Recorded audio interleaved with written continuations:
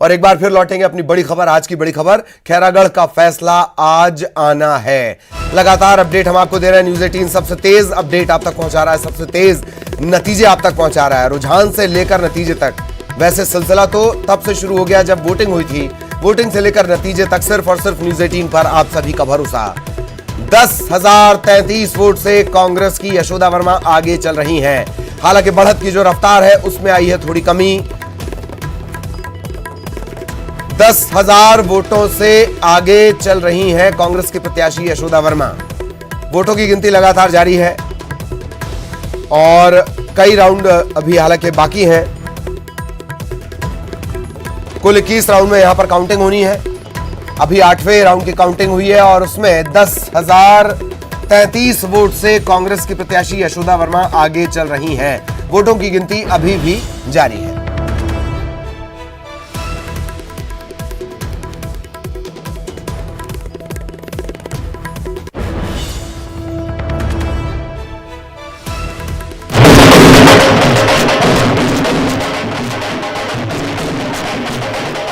और ये कांग्रेस दफ्तर की तस्वीरें हैं और इस वक्त आपकी स्क्रीन पर चूंकि बहुत सारे मरकाम साहब भी आपको नजर आ रहे होंगे, तो तमाम जो कांग्रेसी हैं वो अब इकट्ठा होकर जश्न की शक्ल में इकट्ठा हो रहे हैं, बधाइयां दे रहे हैं। उपवास है, लिहाजा अंगूर और केले से काम चलाया जा रहा है। राकेश हमारे साथ जुड़े हुए हैं। राकेश, जश्न की तस्वीरें आने लगी, क्या अपडेट? जी ललित, आपको बता दूं कि अब चौंकाने वाले रिजल्ट सामने आ रहे हैं।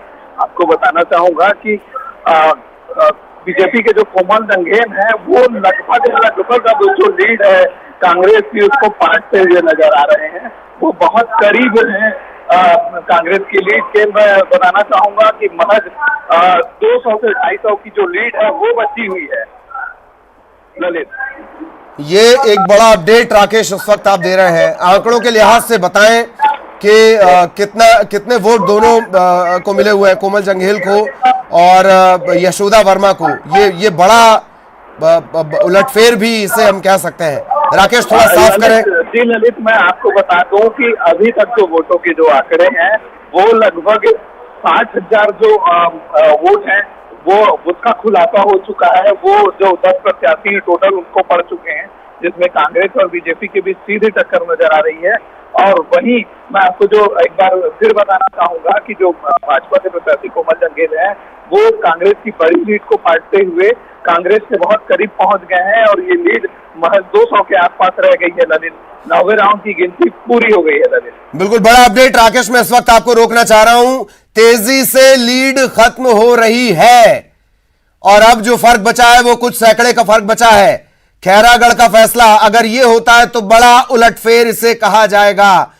हालांकि अभी भी चूंकि ये आंकड़े 3 से 4 जगहों से हम लेकर आते हैं, विश्लेषण उनका करते हैं, सटीक वो है या नहीं है ये पड़ताल करते हैं और उसके बाद अपने दर्शकों तक पहुंचाते हैं।